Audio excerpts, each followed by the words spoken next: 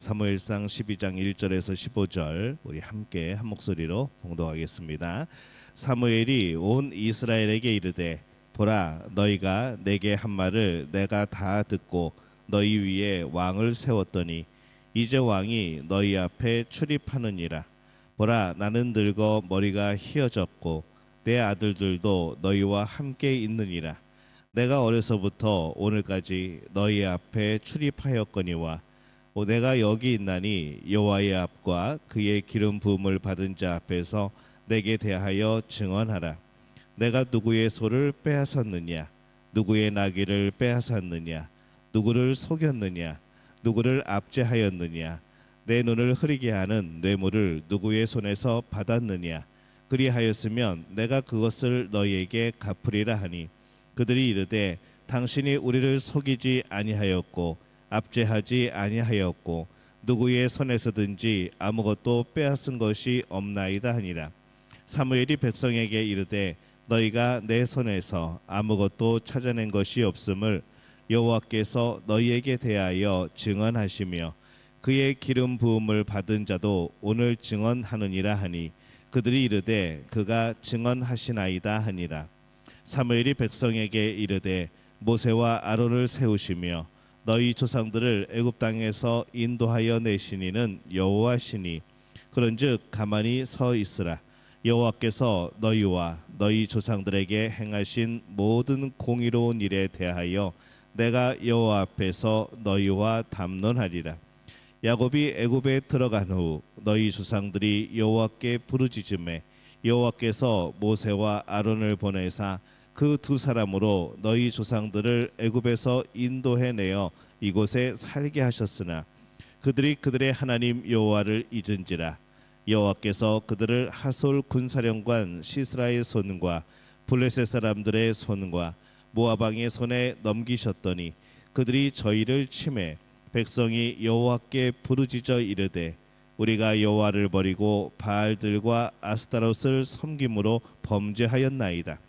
그러하오나 이제 우리를 원수들의 손에서 건져내소서. 그리하시면 우리가 주를 섬기겠나이다 하매 여호와께서 여룻바알과 베단과 입다와 나 사무엘을 보내사 너희를 너희 사방 원수의 손에서 건져내사 너희에게 안전하게 살게 하셨거늘 너희가 암몬 자손의 왕 나하스가 너희를 치러 옴을 보고 너희의 하나님 여호와께서는 너희의 왕이 되심에도 불구하고 너희가 내게 이르기를 아니라 우리를 다스릴 왕이 있어야 하겠다 하였도다. 이제 너희가 구한 왕 너희가 택한 왕을 보라. 여호와께서 너희 위에 왕을 세우셨느니라. 너희가 만일 여호와를 경외하여 그를 섬기며 그의 목소리를 듣고 여호와의 명령을 거역하지 아니하며 또 너희와 너희를 다스리는 왕이 너희의 하나님 여호와를 따르면 좋겠지만은 너희가 만일 여호와의 목소리를 듣지 아니하고 여호와의 명령을 거역하면 여호와의 손이 너희의 조상들을 치신 것 같이 너희를 치실 것이라. 아멘. 할렐루야. 하나님의 은혜가 오늘 새벽에 우리 또 전교인 새벽 기도회로 7월을 시작하는 우리 믿음의 가족들을 축복하고 또 환영합니다. 오늘 하나님을 기억하라라는 제목을 가지고 함께 말씀을 나누려고 합니다. 하나님께서 창조하시고 또 다스리는 세상에서 하나님이 없는 삶을 살면 과연 우리는 어떻게 되어지는가? 우리가 살아가는 이 땅이 이 세상이 하나님의 창조 안에 있고 그렇다고 한다면 우리가 살아가는 모든 환경 속에는 하나님의 역사하심과 하나님의 운행하심이 또 하나님께서 또 놀라운 손길을 펴심이 가득 담겨져 있는 그러한 곳이 되어집니다. 근데 그런 곳에서 우리가 하나님 없는 삶을 살게 된다면 과연 그 삶은 어떠한 삶이 되어질까? 아마 가장 중요한 것을 놓치는 아마 그런 삶이 되지 않을까라는 생각을 하게 되어집니다. 오늘 말씀이 이스라엘 백성을 향한 사무엘의 이제 설교, 연설 또 그런 내용입니다. 사무엘은 이후에도 선지자로서의 역할을 감당을 합니다. 하지만 이제는 사사로서는 아닌 것이죠. 그래서 이제 사사로서 마지막 연설이라 하는 말씀의 내용이 오늘 본문의 내용입니다. 지금까지 사무엘이 사람들 앞에서 사사로 섰지만은 이제는 사울이 왕으로 서게 될 것이고, 또 사무엘은 선지자로 또 그렇게 활동을 하게 됩니다. 사무엘은 사사로 살았습니다. 그가 힘을 가지고 있었죠. 사사는 재판장이라고 그랬습니다. 여러 가지 정치, 뭐 여러 가지 그런 재판, 뭐 법률에 대한 것들, 많은 것들을 판단하며 살아가는 그런 힘이 있는 자리였습니다. 힘이 있다는 것은 많은 것을 할 수 있다는 것을 의미를 하죠. 근데 이 사무엘은 그 힘을 사용하여서 다른 사람들을 압제하였는지, 그 힘을 이용하여서 다른 사람들을 억울하게 하였는지 백성들에게 지금 물어보고 있는 겁니다. 그래서 내가 너희들을 압제한 것이 있으면 내게 말하라, 내가 갚겠다라고 말하는 것이죠. 이 사무엘이 그렇게 물어볼 수 있었던 것은 그가 항상 여호와 앞에서 살았기 때문에 그렇습니다. 사람들만 생각하면 힘없는 사람들을 압제하여도 사실 그들은 반박하지 못할 겁니다. 권력을 잡으면 그 권력으로 휘두를 때에 사실 힘없는 사람들 거기에 대항하기가 쉽지가 않습니다. 그러나 하나님 앞에 살면은 힘없는 사람이라고 함부로 대할 수가 없게 되어지는 것이죠. 왜냐하면 항상 하나님이 바라보신다는 그런 마음을 가지고 살기 때문에 그렇습니다. 아무리 나 혼자 있다고 할지라도 하나님께서 여전히 바라보고 계시는 삶, 또 여러 사람이 함께 있더라도 거기서도 내가 숨을 곳이 아니라 여전히 하나님이 나를 바라보시는 그러한 곳. 그렇기 때문에 이 하나님 앞에서, 여호와 앞에서 살아가는 사람들은 언제나 하나님이 기준이 되어지고 하나님의 마음이 궁금해지는 이제 그런 삶을 살게 되어지는 것이죠. 오늘 말씀의 4절에 보면은 이렇게 기록을 합니다. 이스라엘 사람들의 대답을 보면은 그들이 이르되 당신이 우리를 속이지 아니하였고 압제하지 아니하였고 누구의 손에 든지 아무것도 빼앗은 것이 없나이다 하니라. 당신이 우리를 속이지 아니하였고, 이 사무엘은 하나님 앞에서 살았기 때문에 이 죄에 대하여서 늘 민감했습니다. 하나님이 바라보시는 그 삶 속에서 내가 이게 죄가 아닐까? 내가 이것이 하나님 앞에 범죄함이 아닐까? 늘 이런 마음을 품고 살았던 것이죠. 그래서 절제하고 돌이키고 또 다시 한번 생각하고 이제 그런 삶을 살았던 겁니다. 그래서 이 사무엘이 사사로서의 기간을 돌아보며 당당할 수 있었고 백성에게 그렇게 질문할 수 있었고 또 하나님 앞에서도 그렇게 나서 설 수 있는 그런 사람이 되었던 겁니다.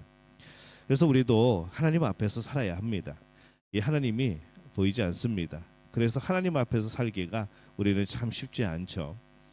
예수님 당시의 사람들도 그랬습니다. 그 당시에는 많은 사람들이 예수님을 봤습니다. 하나님의 아들 예수님, 메시아 예수님, 눈에 보면서도 그들은 또 한편으로는 의심하고 오히려 핍박하고 오히려 하나님의 아들을, 그렇게 기다렸던 하나님의 아들을 십자가에 못 박고, 그런데 보이지 않는 하나님을 우리가 섬기게 될 때에 더하면 더했지 덜하지는 않을 겁니다.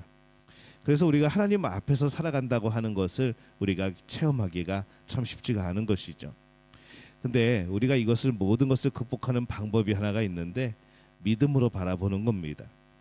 믿음으로 바라보면은 온 세상은 하나님이 통치하고 계십니다.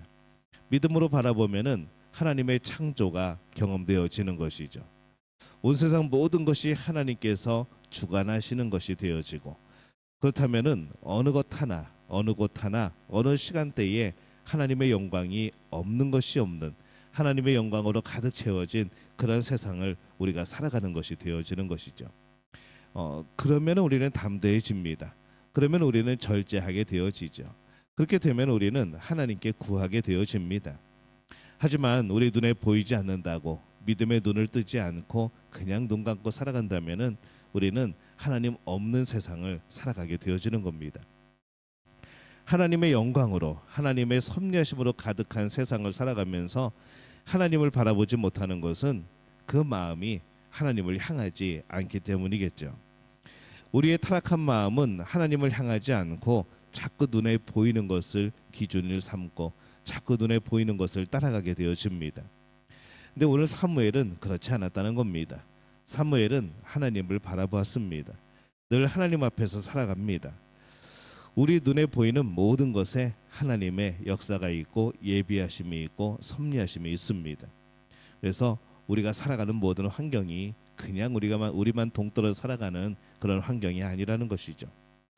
오직 하나님 앞에서 살아야 기뻐할 수 있게 됩니다. 오직 하나님 앞에서 살아야 세상의 수많은 죄악 속에 빠지지 않고 시험을 이겨내고 또 의롭게 살아갈 수가 있게 되어지는 것이죠. 사무엘은 이스라엘이 반복하여 죄를 범한 것들을 말씀을 합니다. 이스라엘이 왜 그렇게 범죄를 하였는가? 이 하나님께서는 이스라엘 백성을 구원하셨고 사랑하셨습니다. 세상에 이스라엘 백성들만큼 우리가 성경을 보면서 이렇게 사랑받는 민족이 있을까? 이렇게 사랑받는 사람들이 있을까? 이렇게 하나님의 자비하심과 긍휼하심을 경험한 사람들이 있을까? 그런 생각을 해봅니다. 그럼에도 불구하고 왜 그들은 그렇게 죄를 범하였을까? 왜 이렇게 하나님을 배반했을까라는 생각을 해보는 것이죠. 하나님께서 그들을 애굽 땅에서 인도해 내십니다. 그것을 항상 기억해야 됐습니다. 성경에 보면은 계속하여서 너희를 애굽 땅에서 구원해낸 그가 바로 나야라고 계속해서 말씀을 합니다. 너희는 그것을 기억해야 된다. 홍해를 건넌 것을, 광야에서 굶지 아니한 것을, 그 광야를 40년을 걸으면서 너희들의 옷이 헤어지지 않은 것을 너희들이 기억해야 된다. 계속해서 반복해서 말씀을 합니다. 왜냐하면은 그들이 그것을 자꾸 잊어버렸기 때문인 것이죠. 오늘 말씀의 12장 9절에 보면은 그들이 그들의 하나님 여호와를 잊은지라 여호와께서 그들을 하솔 군사령관 시스라의 손과 블레셋 사람들의 손과 모압 왕의 손에 넘기셨더니 그들이 저희를 치매, 이렇게 되어 있습니다. 하나님을 잊은 사람들을 돌이키도록 하나님께서 치십니다. 하나님의 은혜를 잊은 사람들에게 하나님의 치심이 있는 겁니다. 그것은 우리의 죄에 대한 심판이기도 하지만은 또한 회초리인 것이죠. 회초리는 뭐겠습니까? 회초리는 돌이키라고 하는 하나님의 호소이기도 한 겁니다. 이 고통당하는 이스라엘 백성이 부르짖으면 하나님께서 그들을 구원해 주십니다. 그것이 계속 반복이 되어지죠. 또 죄짓고 구원하시고 또 죄짓고 회개하고 구원받고, 출애굽 시대 사사 시대를 지나서 이제 왕정 시대가 됐는데 지금도 여전히 변한 게 아무것도 없는 겁니다. 그들이 하나님이 주시는 왕을 세웠지만은 왕이 아니라 그들은 하나님을 경외하고 여전히 섬겨야 하는 것이죠. 정치 제도야 그렇게 바뀌었다고 할지라도 그들이 정말 마음에 근본에 두고 섬겨야 될 분은 하나님이었던 겁니다. 외적인 것이 어떻게 변하든지 마찬가지입니다. 그래서 중요한 것은 창조주 하나님을 경외하는 것, 어떤 문화라고 할지라도 오직 창조주 하나님을 경외하는 것, 이것이 우리의 모든 삶의 기본이 되어져야 되는 것이죠. 그럼 이 하나님을 경외한다는 것은 과연 무슨 뜻인가? 이 하나님의 뜻을 따른다는 것이 하나님을 경외한다는 겁니다. 그의 목소리를 듣고 여호와의 명령을 거역하지 아니하는 것, 이것이 바로 하나님을 경외하고 그 뜻을 따르는 거죠. 하나님의 목소리를 듣는다는 것은 이 당시에는 말씀이 주로 읽는 것이 아니라 하나님이 주신 말씀에 대하여서 보통 설교나 연설이나 아니면 그런 것으로 듣는 것이었습니다. 하나님의 음성을 듣는 이제 그런 상황이었죠. 오늘날은 이제 문자가 또 인쇄술이 발달했기 때문에 오늘날의 말씀은 하나님의 음성은 대부분 읽는 겁니다. 그래서 먼저 그의 말씀을 읽을 필요가 있죠. 하나님의 말씀을 읽지 않으면 하나님의 뜻을 알 수가 없습니다. 말씀을 읽어야 하고 읽을 때 창조주 하나님의 목소리로 들어야 하는 겁니다. 그런데 사람들이 말씀을 읽지 않습니다. 하나님을 경외하지 않는다는 것이죠. 내가 배운 것이 짧아서가 아니고 시간이 없어서가 아니고 창조주 하나님을 인정하지 않는 겁니다. 이스라엘 백성들이 그랬습니다. 하나님을 인정하지 않는 것, 우리 백성의 주인임을 인정하지 않는 것, 그러니까 하나님의 말씀을 귀담아 듣지 않았고 그들이 죄의 길로 자꾸 향하게 된 것이죠. 말씀을 읽고 들어서 하나님의 뜻을 알았으면 또 순종해야 되겠죠. 하나님의 뜻을 알고 나서도 따르지 않는 것은 정말 강심장입니다. 얼마나 심장이 든든하면, 얼마나 간이 크면 하나님의 뜻을 알고도 따르지 않을까요? 그 따르지 않는 것은 자연 만물의 인간밖에 없는 것 같습니다. 우리들만 그렇게 하나님을 반역하는 것이죠. 하나님의 뜻을 알았으면은 따를지 말지를 결정하는 것이 아니라 무조건 따르는 겁니다. 선택은 한 가지밖에 없습니다. 창조주 하나님께서 말씀하신 것, 그것을 따르는 것이죠. 어찌 그 앞에서 하나님의 말씀과 내 삶을 저울질하겠습니까? 하나님의 뜻을 알지 못해서가 문제지 알기만 하면 우리는 순종해야 되는 겁니다. 사람들은 하나님을 무시하며 살아갑니다. 보이지 않으니까 문제가 없는 것 같아 보입니다. 근데 그것이 바로 이스라엘 백성들이 지은 죄였고 오늘 우리들의 죄가 되어지는 것이죠. 우리는 늘 기억을 해야 됩니다. 하나님의 손이 항상 우리와 함께 있다는 것을. 하나님이 보이지 않는다고 안 계신 것이 아니라 우리는 믿음으로 하나님을 볼 수 있어야 하는 것이죠. 하나님께서 창조주이시고 또 심판자가 되심을 깨달아야 합니다. 하나님이 창조하셨고 우리를 구원하셨지만 하나님은 또 심판자가 되어지시는 것이죠. 말씀 읽기 그리고 순종을 통해서 이 하나님의 존재, 하나님의 통치를 확실하게 경험하는 그런 믿음의 가족들이 되어지시기를 바랍니다. 그것이 이스라엘 백성들이 알아야 되는 것이었고 또 우리가 알고 살아가야 되는 또 진실이 되어지는 것이죠. 보고 있는 모든 것 안에서 하나님을 찾으시기를 바랍니다. 우리가 보고 있는 모든 것을 창조하신 하나님, 그리고 모든 것을 선악간에 심판하실 하나님, 우리가 그 하나님을 보고 살아가야 됩니다. 사람들은 그렇게 살아가야 되고, 근데 사무엘은 정말 그렇게 살았고 하나님 앞에서 부끄러움 없는 삶을 살았다고 고백을 합니다. 우리가 우리 스스로를 그렇게 고백할 수 있을까? 하나님 앞에서 내가 부끄러움 없이 살았다. 백성 앞에서 내가 부끄러움 없이 살았다. 우리는 정말 그렇게 살아가고 있습니까? 이스라엘 백성들은 그렇지 못할 때가 많았습니다. 그래서 사무엘은 그들에게 하나님을 경외하라, 하나님을 기억하라 라고 오늘 말씀을 하고 있는 것이죠. 하나님을 경외하기 때문에 말씀을 읽고 말씀을 깨달았기에 순종하라는 겁니다.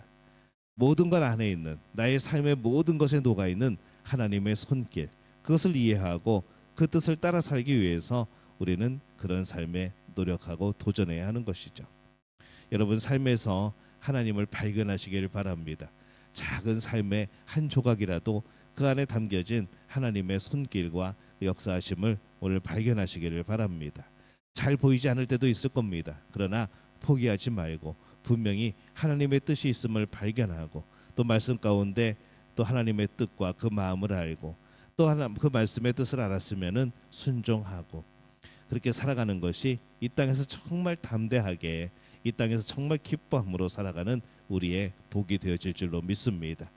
오늘 믿음의 가족들이 7월을 살아가면서 하나님의 약속 또 하나님의 손길들을 우리의 삶 속에서 찾아내고 경험하는 그런 복된 분들이 되어지시기를 예수님의 이름으로 축원합니다.